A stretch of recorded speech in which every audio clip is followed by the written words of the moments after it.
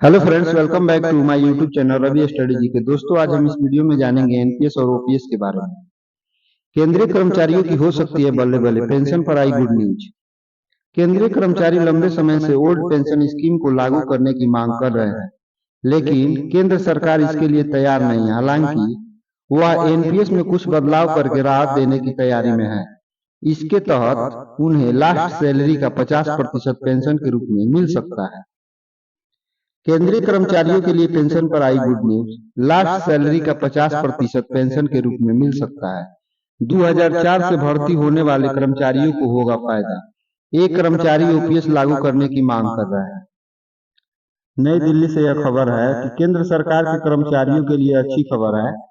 उनके लिए पुरानी पेंशन स्कीम तो बहाल नहीं होगी, लेकिन नेशनल पेंशन स्कीम एनपीएस में शामिल कर्मचारियों को उनकी लास्ट सैलरी का 50% पेंशन के रूप में मिल सकता है। केंद्रीय कर्मचारी पुरानी पेंशन स्कीम ओपीएस को बहाल करने की मांग कर रहे हैं, लेकिन सरकार इसके लिए तैयार नहीं है। लेकिन वह एनपीएस को लेकर उनकी चिंता दूर करना चाहती है। यही वजह है कि सरकार एनपीएस का हिस्सा बनने वाले केंद्रीय कर्मचारियों को उनके अंतिम वेतन का 50% पेंशन के रूप में देने का आश्वासन देना चाहती है। 2004 से भर्ती होने वाले कर्मचारियों के लिए एनपीएस लागू की गई है।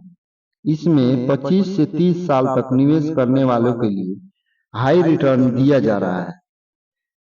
वित्त मंत्री निर्मला सीतारमण की घोषणा के बाद वित्त सचिव टीवी सोमनाथन की अध्यक्षता में एक समिति गठित की गई थी।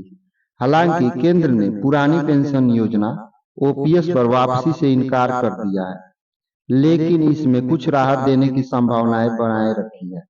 ओपीएस में जीवन भर पेंशन के रूप में अंतिम वेतन का आधा हिस्सा मिलता था।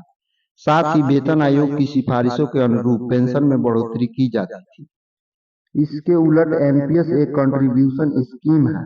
इसमें सरकारी कर्मचारी अपने मूल वेतन का 10% योगदान देता है, जो कि अब बढ़कर 14% हो गया है, और सरकार भी 14% का योगदान देता है। सोमनाथन समिति ने वैश्विक अनुभव के साथ साथ आंध्र प्रदेश सरकार द्वारा किए गए बदलावों के परिणामों को भी देखा है। साथ ही इसने सुनिश्चित रिटर्न पर प्रदान करने के प्रभाव का आकलन करने के लिए व्यापक गणना भी की है। हालांकि केंद्र के लिए 40 से 50% गारंटी देना संभव है, लेकिन राजनीतिक रूप से इस कर्मचारियों की चिंता दूर नहीं होती है। इसकी वजह यह है कि कांग्रेस सत्ता में आने पर ओपीएस बहाल करने की बात कह रही थी। यही वजह है कि सरकार 50% गारंटी देने पर विचार कर सकती है। इसका मतलब है कि रिटर्न में कमी की स्थिति में सरकार अंतर को पूरा करेगी। इसका मतलब यह है कि एक सालाना अनुमान भी लगाना होगा, क्योंकि समिति के कई सदस्यों का मानना है कि सरकारी पेंशन प्रणाली के विपरीत केंद्र के पास सेवानिवृत्त निधि नहीं है। संभावना है कि केंद्र इस बार भी एक कोष बनाएगा जिसमें पैसा अलग से रखा जाएगा। यह फंड उन कंपनियों की तरह होगा जो अपने कर्मचारियों के लिए सेवानिवृत्त लाभ देती है। अधिकारियों का कहना है कि जो लोग 25 से 30 वर्षों तक नौकरी में बने रहते हैं, उन्हें ओपीएस के तहत मिलने वाली पेंशन के बराबर पर्याप्त लाभ मिल रहा है।